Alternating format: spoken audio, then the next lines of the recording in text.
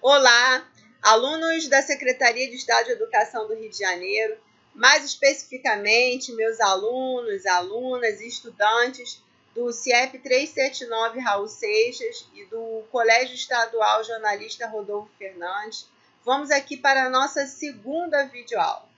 Essa é a segunda videoaula para as turmas do primeiro ano do ensino médio e do NEJA, ok? E o tema dessa videoaula é os seres vivos.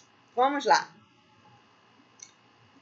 Bom, alguém aqui, tá, que está do outro lado, saberia definir para mim o que é um ser vivo? Saberia definir vida?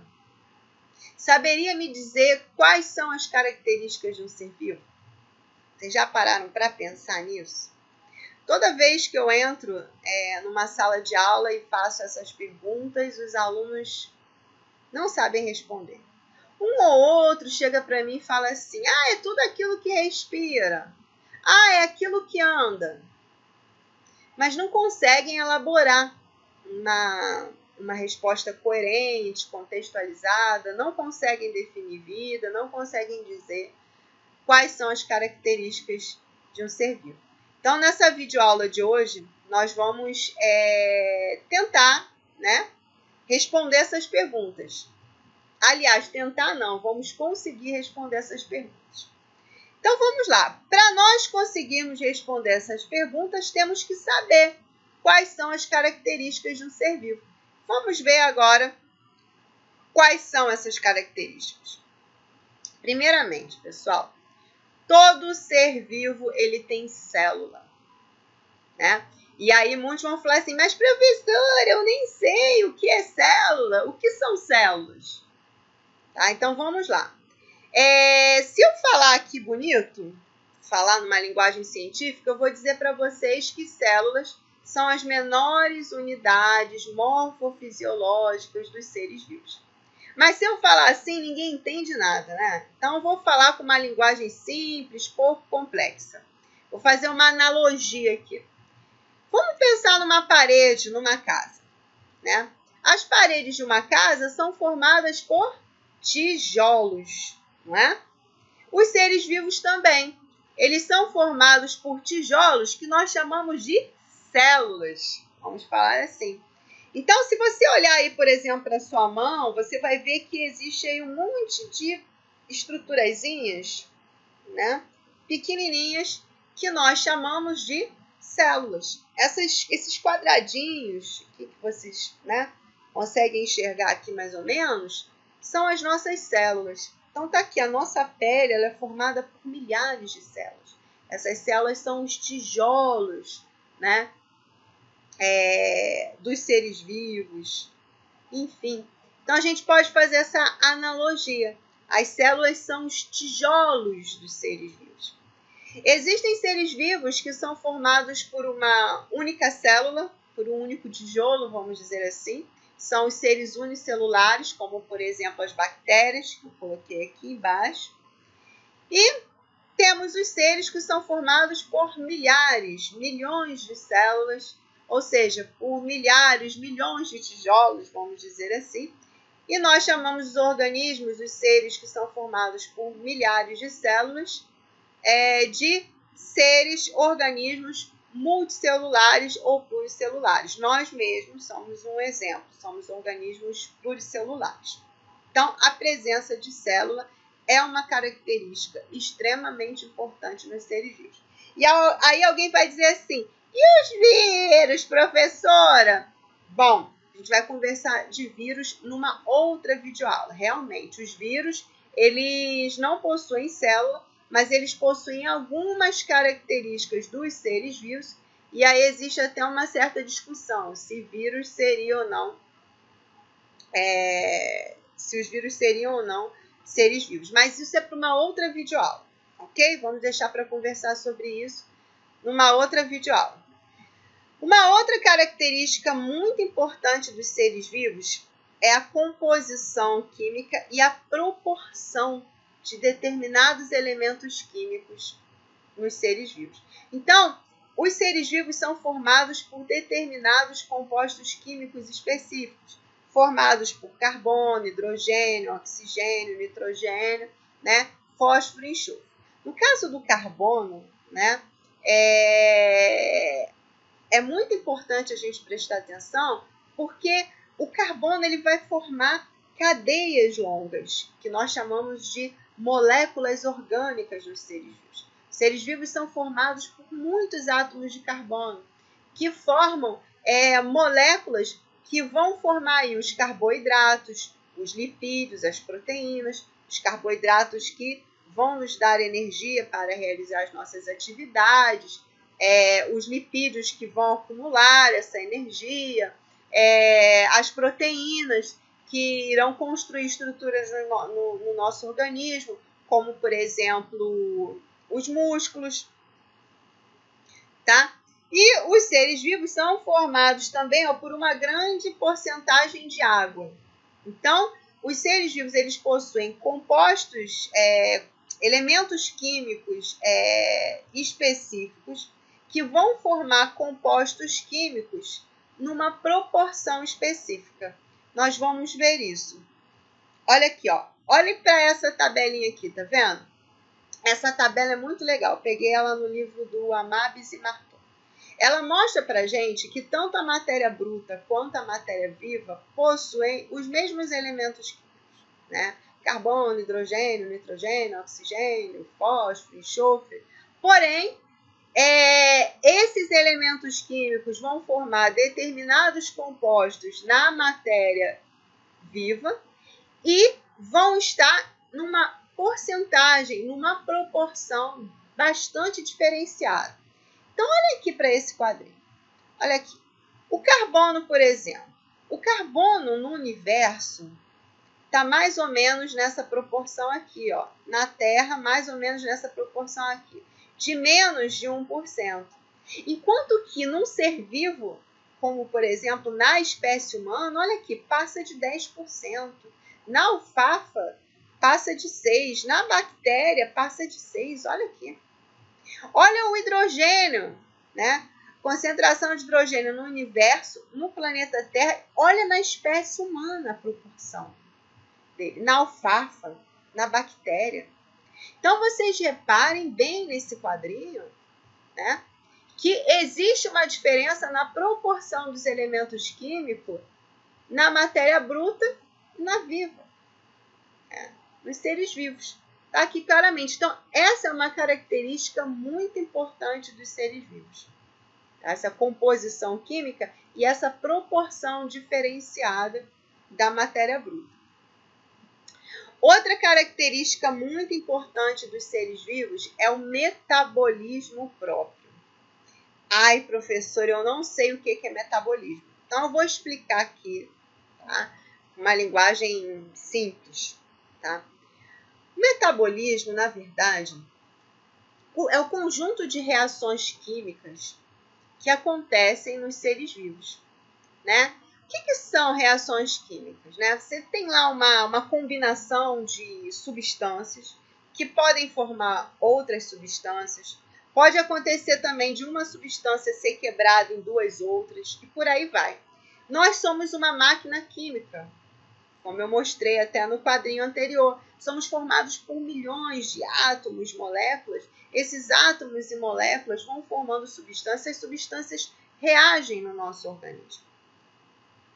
Reagem no nosso organismo. Então, temos um metabolismo próprio. Somos uma máquina química. E existe aí dois tipos de metabolismo. Existe o metabolismo do tipo anabolismo e do tipo catabolismo. Nós vamos explicar isso aqui. Mas deixa logo eu dar para você um exemplo assim de metabolismo.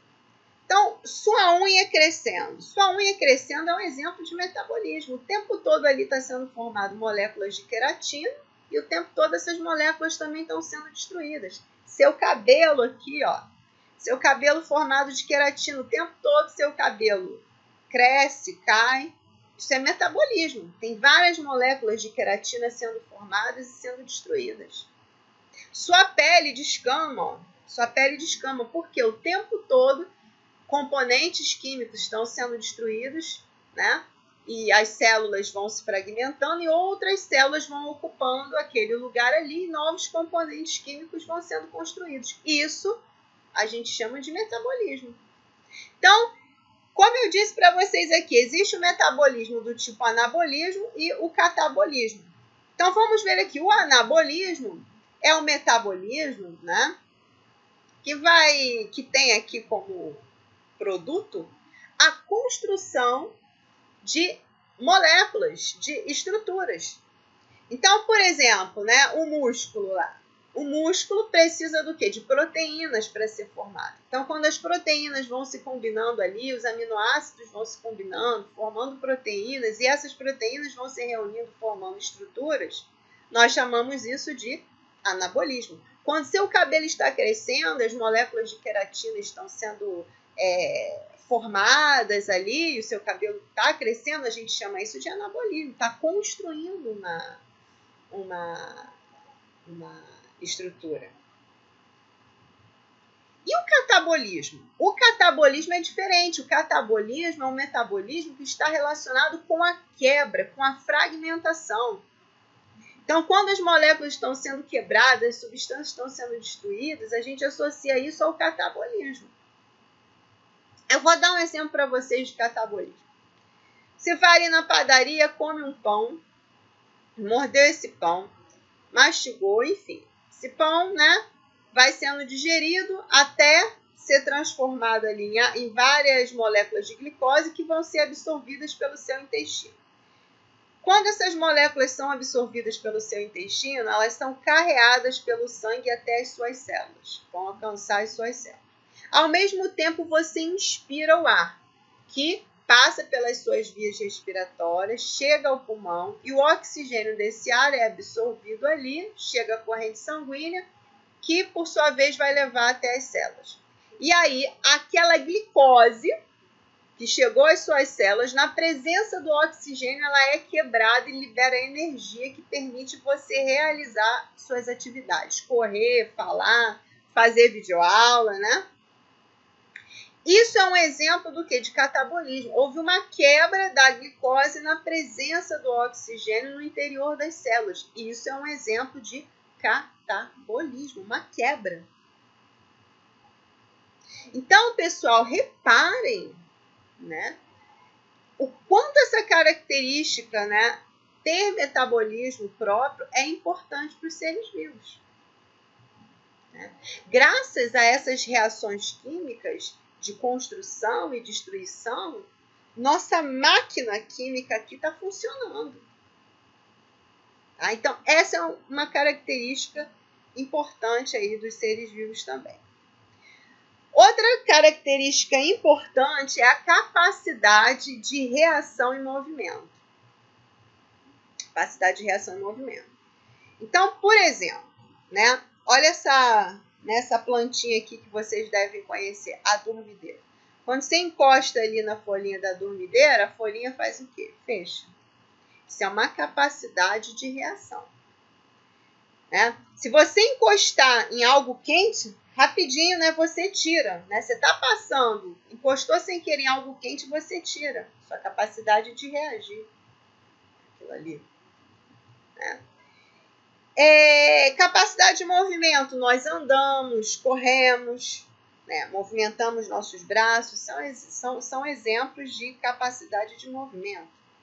Ah, mas professora, eu nunca vi uma planta, um cogumelo andar, correr. Claro que não, eles têm outros tipos de movimento. A planta, por exemplo, pode movimentar as suas folhas para ficar numa posição melhor e captar sol, para otimizar a fotossíntese. A planta, quando a raiz está crescendo, essa raiz vai se movimentando ali no solo. Você não vê, mas todos esses movimentos acontecem nas plantas, nos fungos. Você vê lá um cogumelo, eu não vejo cogumelo se movimentar. O cogumelo se movimenta também. Tem as hifas que vão penetrando no solo, né, ou em outros organismos. Tudo isso. Então, os seres vivos, eles têm capacidade de reagir e de se movimentar. Outra característica dos seres vivos é a capacidade de reprodução. Né? Os seres vivos se multiplicam, né? Eles têm capacidade de se reproduzir. Agora, essa característica era interessante, né? Porque tem aluno que fala assim, e quem não pode ter filho? E quem é infértil, não é ser vivo? Claro que é ser vivo também. Né? Claro que é ser vivo também. Eu gosto de falar porque o aluno pergunta, né? Faz esse tipo de pergunta. Outra característica importante dos seres vivos, a hereditariedade. Os seres vivos têm capacidade de transmitir suas características, né, de pais para filhos. Ou você acha que o seu olhinho é parecido com o da sua mãe por acaso? Sua boquinha é parecida com o do seu pai? A sua orelhinha é parecida com a da sua avó? Você acha que tudo é por acaso? Não, né? Isso acontece porque os seres vivos têm a capacidade de transmitir características de pais para filhos, através dos cromossomos, do DNA. Né? Nós vamos falar sobre isso com mais detalhes em outras videoaulas.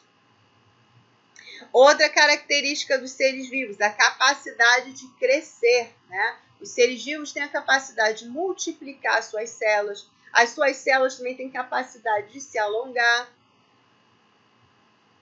Outra característica, a variabilidade genética e a seleção natural. Organismos da mesma espécie têm características diferentes. Eu não sou igual a você, você não é igual ao seu coleguinha, a gente chama isso de variabilidade genética. Né? E os seres vivos passam também por um processo de seleção natural, que eu não vou explicar agora aqui, porque nós vamos ter uma videoaula sobre evolução, sobre seleção natural, aí nós vamos conversar melhor sobre isso. E aqui, né, para amarrar, né, tudo isso, eu coloquei aqui aquelas palavras que vocês aprenderam desde o ensino fundamental do primeiro segmento. Nascer, crescer, reproduzir e morrer. São capacidades dos seres vivos. Características dos seres vivos. Agora, para chegarmos a essa conclusão, né, demorou séculos, gente, para a gente saber que todo ser vivo tem célula, né?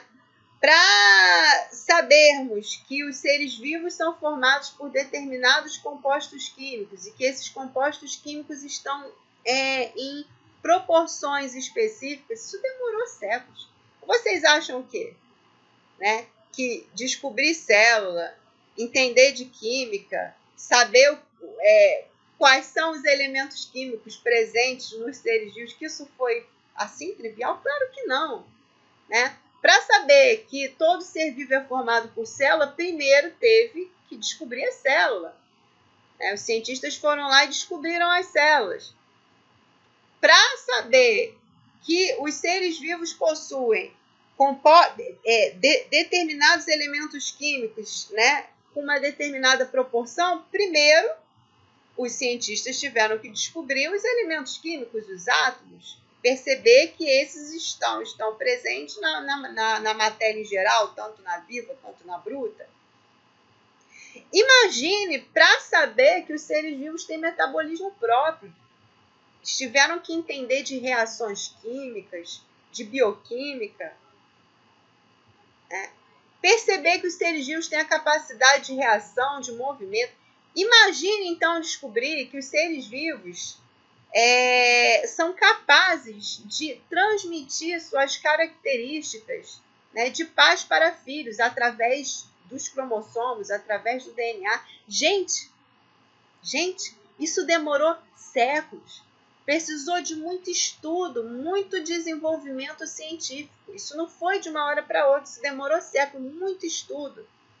Muito cientista dedicando horas de suas vidas para descobrir essas coisas. Né? Chegar à conclusão de que as células dos seres vivos são capazes de se multiplicar, né? De se alongar, promovendo o crescimento dos seres vivos. Isso não foi uma coisa de uma hora para outra, isso demorou. Então, até chegar essa conclusão aqui também, ó, de nascer, crescer, reproduzir, morrer, pessoal, demorou muitos anos. Tá?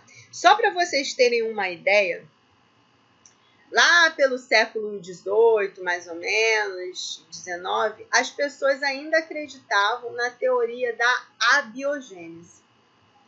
O que dizia essa teoria? Teoria da abiogênese. Essa teoria dizia que era possível um ser vivo surgir a partir da matéria bruta. Aí vocês vão, mas professora, que absurdo, como é que pensavam nisso no passado? Gente, eles não sabiam o que era uma célula, eles não sabiam o que eram átomos, moléculas, eles não imaginavam o que era um metabolismo, não sabiam nada. Agora, essas pessoas, elas viam o seguinte, que de repente quando elas jogavam um saco sujo no canto, uma camisa suada, que depois no outro dia tinha ali alguns ratos.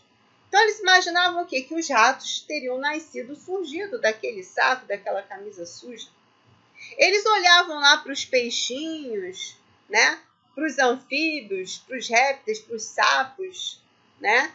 Eles olhavam para esses bichos ali, nos rios, nos charcos, eles nem imaginavam que esses animais cruzavam, né? Que esses animais liberavam espermatozoide, óvulo, eles não imaginavam essas coisas, né? Eles viam aqueles bichos ali e eles começavam a deduzir o quê? Que aqueles bichos, o peixe, o sapo, que esses bichos eram oriundos de lama, de lodo do fundo dos rios e de charcos. Eles acreditavam nisso. E para a gente hoje é absurdo, mas para a época não era. Eles não tinham conhecimento que nós temos hoje e eles observavam, eles olhavam para a natureza e viam isso, enxergavam isso. Eles passavam num bosque, viam lá uma árvore sem nada. Depois, quando passava, viam um monte de carneirinho embaixo. O que eles pensavam? Que aqueles carneiros tinham surgido da árvore. Então, parece absurdo hoje, mas na época não era, porque era o que eles viam. Até que surge a teoria da biogênese, que desmente a teoria da biogênese. Diz, não é possível um ser vivo surgir a partir da matéria bruta. O ser vivo, ele surge apenas a partir de um outro ser vivo pré-existente. O ser vivo só surge a partir de outro, e não a partir da matéria bruta. Só que em ciência, você tem que provar. Ciência você não chega e diz. Quando criaram a teoria da biogênese, eles usaram como prova a observação. Tá? E aí, para destruir a teoria da biogênese e vir a teoria da biogênese, que é a que a gente aceita hoje, que diz que o ser vivo só pode ser originado a partir de outro ser vivo pré-existente, para provar isso, experimentos tiveram que ser feitos. Foram feitos experimentos. Então, vou mostrar para vocês alguns cientistas que derrubaram a teoria da abiogênese e trouxeram a teoria da biogênese, né, provando através de experimentos. Vamos ver esses cientistas aqui. Um cientista que se destacou aí foi o cientista Francisco Redi, né, no século XVII. Né? Alguns dizem que ele era biólogo, outros dizem que ele era um médico italiano. Então, botei aqui até uma interrogação. Em algumas bibliografias que eu procurei, eu vi isso. As pessoas acreditavam, né, nesse período aí de vida do Redi, né, que seres vermiformes, tá, que surgiam dos cadáveres de pessoas e animais, eles acreditavam que esses seres originavam-se pela transformação espontânea da carne e putrefação. Então, eles achavam lá que um cadáver estava ali, de repente tinha aquelas larvas ali, eles achavam que aquilo surgia, que aquelas larvas surgiam espontaneamente. Eles não associavam isso à mosca, né, a insetos que posaram ali, enfim.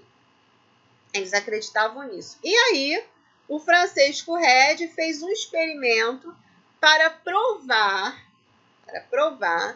que a vida, né, que surgia naquela carne em putrefação não surgia espontaneamente, que aquelas larvas que surgiam ali não surgiam espontaneamente, elas surgiam a partir das moscas, ou seja, de uma vida pré-existente. Vamos ver como ele fez esse experimento.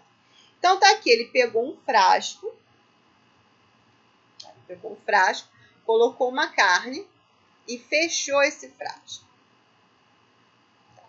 Depois ele pegou um outro frasco, colocou carne também, mas deixou aqui, ó, tá vendo? Uns buraquinhos, né, para ver se as moscas, né, conseguiam entrar aqui. E um outro frasco em que ele deixou totalmente aberto. E ele percebeu que nesse frasco aqui que ele deixou totalmente aberto, e até nesse daqui também, né, depois é que essa imagem aqui não tá legal, ele percebeu que no frasco onde as moscas entraram, né, que surgiram larvas na carne. Ou seja, essas larvas, elas não surgiram por acaso, elas surgiram a partir de moscas pré-existentes, que vieram aqui, colocaram os seus ovinhos na carne, e putrefação, esses ovinhos eclodiram e as larvas surgiram.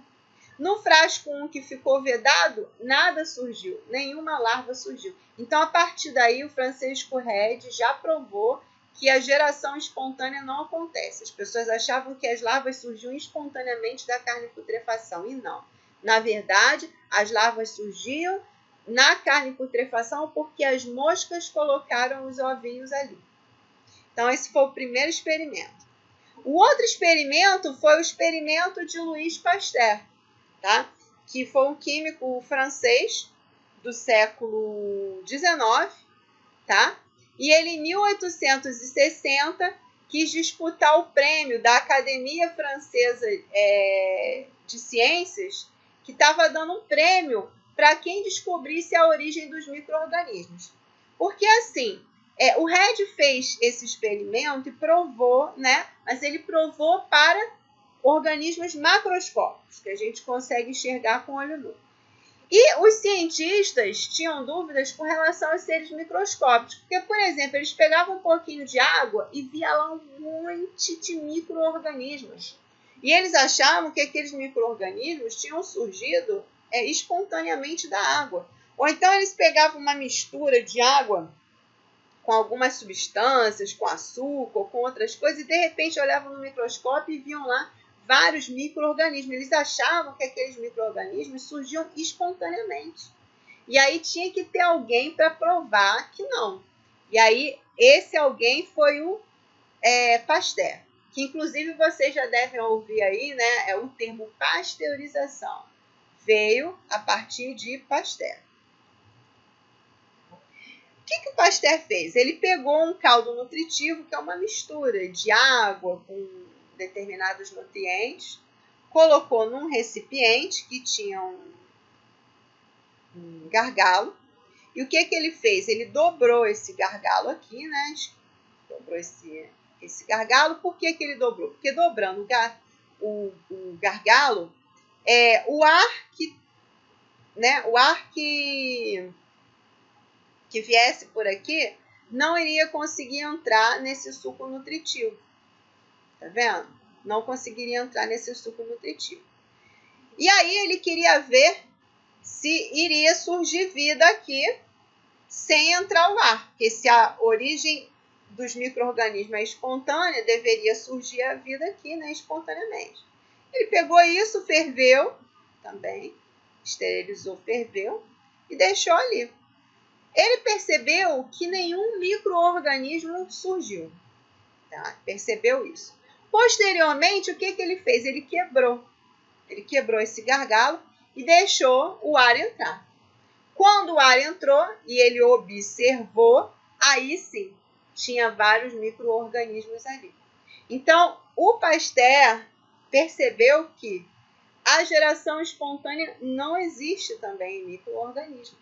Quando ele deixou a água totalmente esterilizada, sem entrar ar nenhum, né, isolada ali, quando ele deixou esse caldo nutritivo, né, não era água pura, era água com caldo nutritivo. Ele percebeu que quando deixava aquilo dali isolado, sem entrar ar de fora, né, quando ele percebeu que esse suco nutritivo isolado não gerava nenhum micro-organismo, depois ele quebrou e viu que os micro-organismos começaram a aparecer, ele chegou à conclusão de que os micro-organismos não surgem espontaneamente, vêm também de uma vida pré-existente.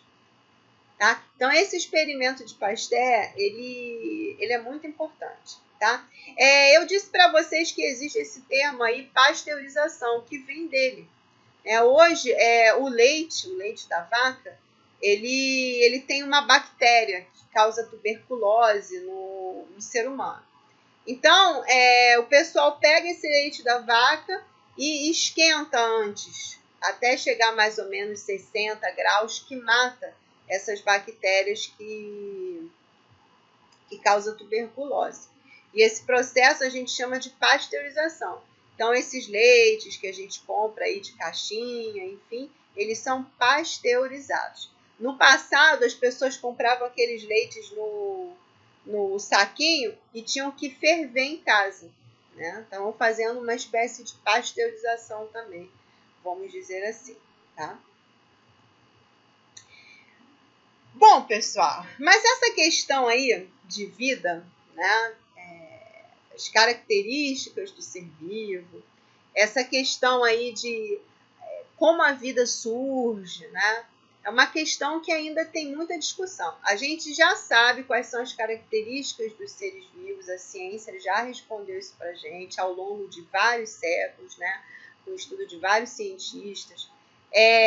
A ciência já mostra para a gente também que não é possível o surgimento de uma vida a partir da matéria bruta, que a vida surge a partir de outra pré-existente. Porém, a ciência ainda pergunta, né? De onde surgiu a primeira forma de vida? Essa é uma questão importante, né? Inclusive, existe aí um conflito com as religiões, nós vamos ver isso também numa outra videoaula. Mas assim, eu vou já dizer para vocês aqui duas discussões que a ciência tem. Existe uma teoria aí da panspermia que acredita que os primeiros seres vivos do planeta Terra teriam sido oriundos do espaço, ou seja, teria chegado aqui rochas, meteoros, né? Enfim, com bactérias, com organismos de outros locais, né? do universo, teria chegado aqui na Terra através desses meteoros, né, e proliferaram e a evolução ocorreu e hoje nós temos aí os organismos mais complexos, né, enfim. E essa discussão da panspermia existe porque os cientistas já encontraram em meteoros compostos orgânicos, ou seja, esses compostos que encontramos nos seres vivos. Né? Esses compostos que são formados por vários átomos de carbono, que formam carboidratos, proteínas, lipídios. Esses compostos já foram encontrados em meteoros e meteoritos. Então, essa seria uma das evidências de que a vida poderia ter vindo do espaço. E existe também uma discussão da evolução química, que nós vamos ver isso. A evolução química diz que o planeta Terra, quando estava em formação, teve a formação aí dos primeiros mares e oceanos, né? E ali teve uma mistura de elementos químicos que foram se combinando, foram formando as primeiras moléculas, por exemplo, de RNA, de DNA, que se duplicaram, né? E a partir daí teria surgido o primeiro ser vivo, o primeiro organismo, né? Que seria um organismo procarionte, sem núcleo, com material genético ali, que se multiplicava, um organismo bem simples, parecido com as bactérias, e dessa maneira a evolução foi ocorrendo. Isso nós também vamos ver com calma numa outra videoaula, tá? Mas eu quis mostrar aqui para vocês que existem aí essas teorias, a teoria da panspermia e da evolução química, que a ciência está aí discutindo ambas. Tá?